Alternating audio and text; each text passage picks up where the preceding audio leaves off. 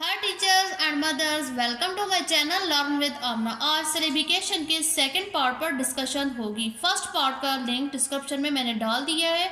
जो नए आने वाले हैं वो फर्स्ट पार्ट लाजमी देखें। वीडियो स्टार्ट करने से पहले अगर आपने मेरे चैनल को सब्सक्राइब नहीं किया तो इसे सब्सक्राइब कर लें, बेल आइकन को हिट करें ताकि हर नई आने वाली वीडियो का नोटिफिकेशन आपको मिले और इसको शेयर करें।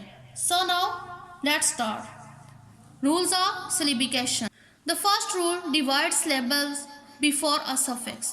Suffix means कि एक वर्ड के साथ मज़ीद एक और वर्ड लगाकर उसको एक नया वर्ड बनाना।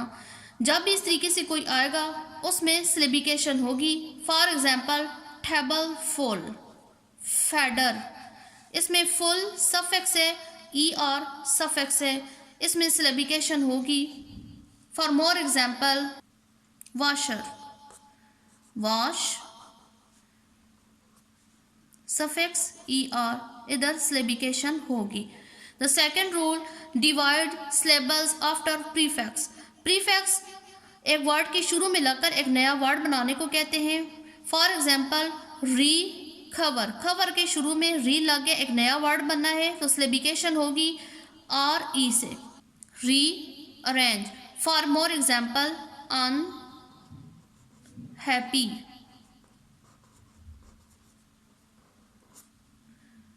अन प्रीफिक्स है और हैप्पी एक वर्ड है उसके शुरू में अन लग गया है तो ये सिलेबिकेशन होगी।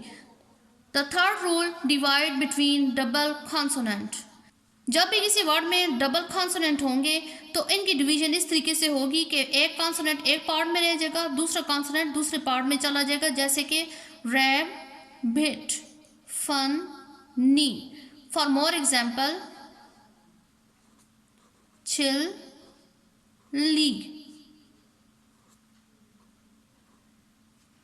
The fourth rule divide between two middle consonants.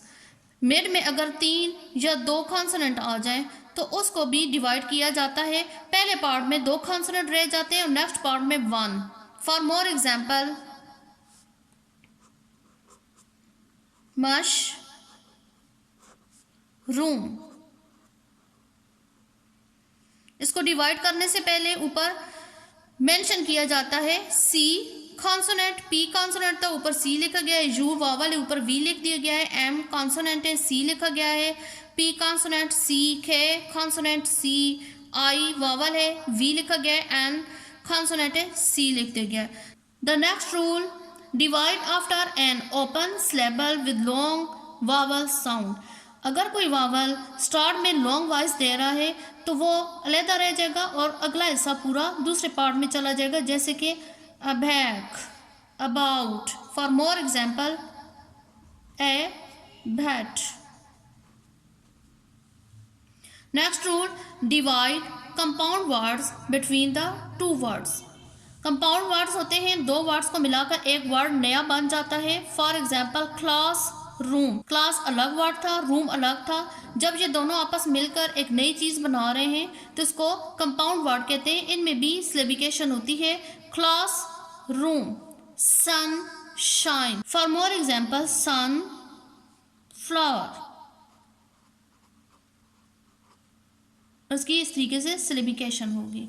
The next rule divide before consonant that is written with L E. एक वर्ड में लास्ट में अगर एल ई आया हुआ है उसके साथ जो कॉन्सोनेंट लगा हुआ है उसकी डिवीजन भी इस तरीके से होगी। ट्रबल, लास्ट में एल ई है उसके साथ जो कॉन्सोनेंट होगा वो अलग रह जाएगा और शुरू वाले लेटर्स अलग रह जाएंगे। हम बल, हैंडल। रूल्स और डिवीजन के बाद बारी आती है जायज़ा लेने की। इधर कुछ वर्कशीट्स हैं, आप इस तरीके से जायज़ा ले सकते हैं। हाउ मैनी सिलेबल्स, पिक्चर दी गई है, साथ लफ्ज़ लिखा गया, उसको पढ़ के नीचे टिक करना है कि ये वर्ड कितने सिलेबल में है। हर्ट, हर्ट, 1 को टिक करेंगे क्योंकि ये 1 सिलेबल है। बैलून, बैलून, 2 सिलेबल, 2 को टिक करेंगे। फ्लावर, फ्लावर, 2 सिलेबल, 2 को टिक करेंगे। कप केक, 2 सिलेबल, 2 को टिक किया जाएगा। Bat, bat, one syllable, one को टिक किया जाएगा। Watermelon, watermelon, fourth syllable, four को टिक किया जाएगा। Make rainbow according two syllable, इसको मज़ीद इंटरेस्टिंग करने के लिए कुछ क्लाउड्स मैंने बनाए हैं, एक वर्ड लिखा है, जितने सिलेबल हैं उस वर्ड में उतनी रेनबो बनानी है। For example nest, one syllable, one rainbow बनाई जाएगी। वो मैन, टू सिलेबल, दो रेनबो बनाई जाएंगी। फिंगर, टू सिलेबल, दो रेनबो बनाई जाएंगी। आर्टिस्ट, आर्टिस्ट, टू सिलेबल, दो रेनबो।